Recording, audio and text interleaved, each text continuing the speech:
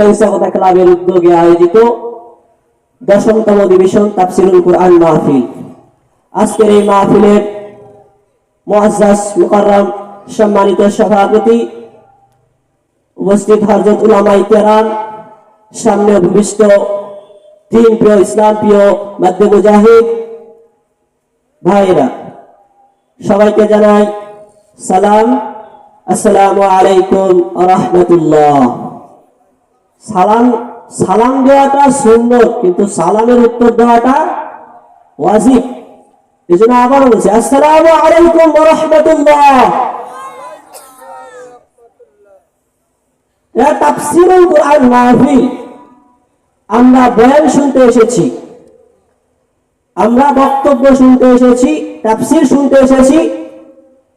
তো আমরা যে শুনবো, এই শোনার ভেতরে ভাগ আছে, এই শোনার ভেতরে ভাগ আছে।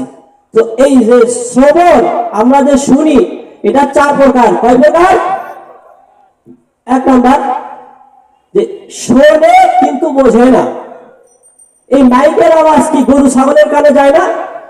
তারা শোনে কিন্তু তারা বোঝে না। বোঝার মতো আকল আল্লাহ তাআলা তাদেরকে দেয় নাই। এরপরে 2 নম্বরে শ্রবণ, যে শোনে বোঝে কিন্তু বিশ্বাস করে না। এই মাইকের আওয়াজ হিন্দুর কানে যায় না। এলাকায় যদি বৌদ্ধ খ্রিস্টান খাইকে থাকে কথার কথা, তো তাদের কানে যাবে না। তারা শোনে বোঝে কিন্তু বিশ্বাস করে না।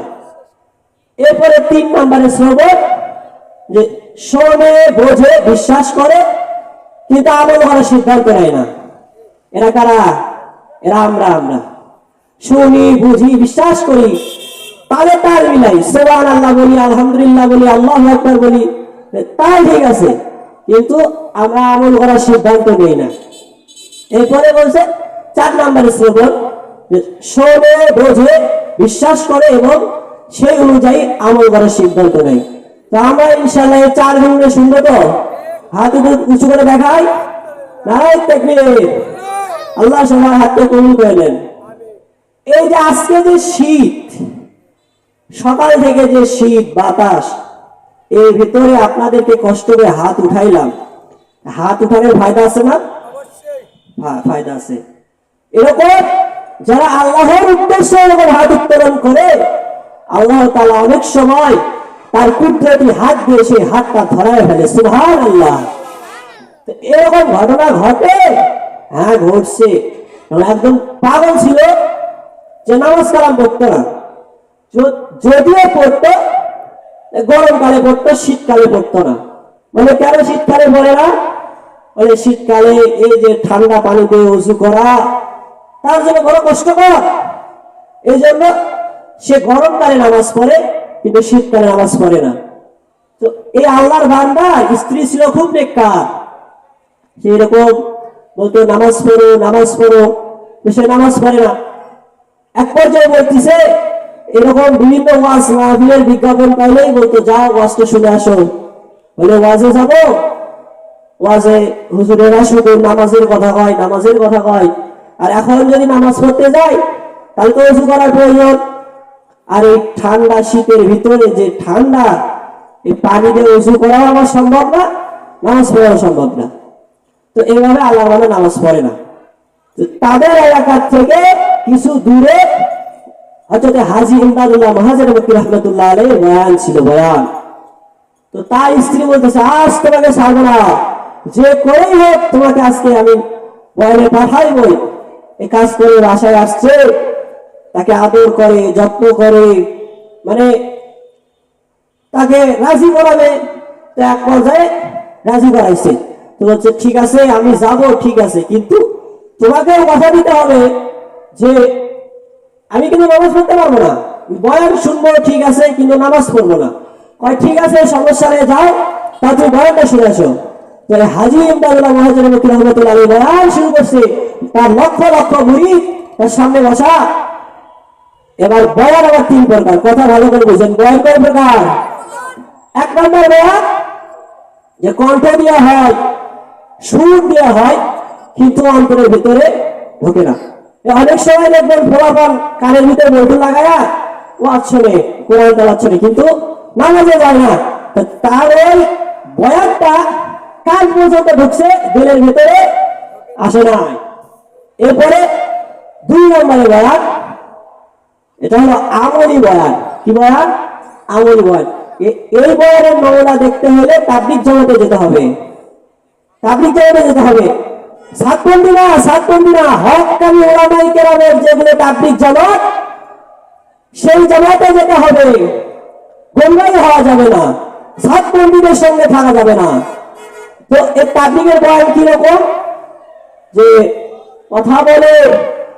যে কথা বলে সে অতটা শিক্ষিতও না, 1 চিল্লা লাগাইছে 2 চিল্লা লাগাইছে, এরপরে শিখছে আর কি কিছু। এই বয়ান শুনে কারা বলে? ডাক্তার, ইঞ্জিনিয়ার, প্রফেসর, যারা নামাজই পড়তো না, আল্লাহ তাআলা তাদেরকে তাহাজ্জুদ বুঝায় বেড়াই দেয়। সুবহানাল্লাহ। এরপরে 3 নাম্বার হলো দিনের বয়ান। এই বয়ানটা কেমন? কথাই বলা লাগে না, সামনাসামনি সাক্ষাৎ, তার ভেতরে নূরটা সামনের গুনাহগারের ভেতরে যায়, তার গুনাহ পরিষ্কার করে তার দিলটাকে আলোকিত করে দেয়। আপনার শোনেন নাই খাজা মঈনুদ্দিন চিশতি রহমাতুল্লাহ সামনে দাঁড়াইছে, হাজার মানুষ মুসলমান হয়ে গেছে, কি চেহারা দেখে মুসলমান হয়? এটা হলো দিনের বয়ান। তো হাজী ইমদাদুল্লাহ মুহাজিরে মক্কির বয়ান ছিল, সুরও ছিল, জবানও ছিল, আমলও ছিল। হযরত হাজী ইমদাদুল্লাহ মুহাজিরে মক্কি রাহমাতুল্লাহ আলাইহি বয়ান শুরু করছেন। বয়ান ওই পাগল অনেক মজা নিয়ে বয়ান শুনতেছে, পাগল মস্কারে বসে গেছে। বয়ান যখন শেষ, এবার হযরত মুরিদ দিবেন। মুরিদ পিসাব মুরিদ দেয় না আমাদের চরমনাই পিসাব, যখন মুরিদ দেয় এরকম তার কাঁধে একটা রুমাল থাকে, রুমাল ছেড়ে মারে, সামনে যারা থাকে তারা রুমাল ধরে, আর তাদের পিছনে যারা থাকে কাঁধের উপর কাঁধ রেখে হাতটাকে চেন বানায় নিয়ে তারা मुरीद लाए, बोले ईमान लाया मैं अल्लाह के ऊपर, उसके साथ किसी को शरीक नहीं करूंगा, चोरी नहीं करूंगा, जिना नहीं करूंगा, नाहकत नहीं मानूंगा, किसी के ऊपर तुहमत नहीं लगाऊंगा, 5 वक्त नमाज अदा करूंगा, अगर फोत हो गई तो कजा पढ़ लूंगा।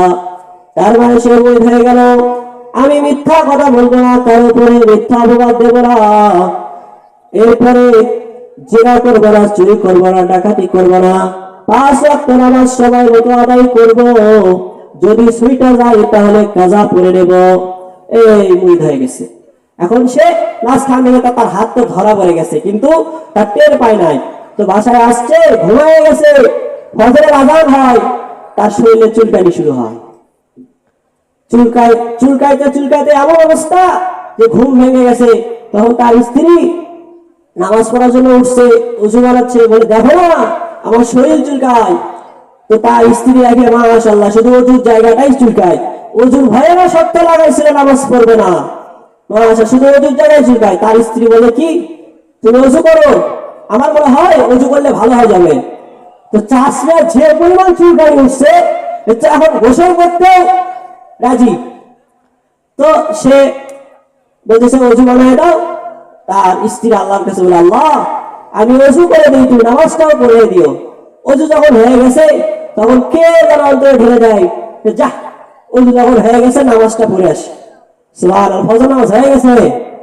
এরপরে জহরের সময় একই কারবার, আযান হয়, শরীরে চুলকানি শুরু হয়, ওযু করলে ভালো হয়, কে যেন অন্তরের ভিতরে ঢেলে দেয় যে ওযু যখন হয়ে গেছে তাহলে যা নামাজটা আদায় করে আসি। এইভাবে প্রায় 1 সপ্তাহ হয়ে গেছে, আল্লাহর বান্দার 1 ওয়াক্ত নামাজও কাজা হয় নাই। সে তার স্ত্রীকে এসে বলতেছে, আমার মনে হয় এই বুড়া মনে কিছু জাদু করছে। কি জানি, তুমি বুড়ার কাছে গেলা? তার কাছে আসার পর থেকে এখন পর্যন্ত আমার 1 ওয়াক্ত নামাজও কাজা হয় নাই।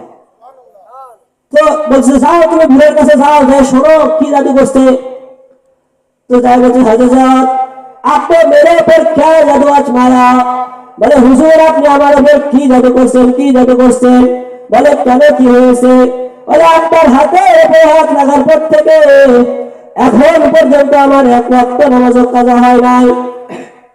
তখন বলে শোন, হাত তোলা আমার কাজ আর আমার হাত ধরা আমার মাওলার কাজ। ওই টাইনা টাইনা হাত তুলাইতে পারি, কিন্তু এই হাত ধরার মালিক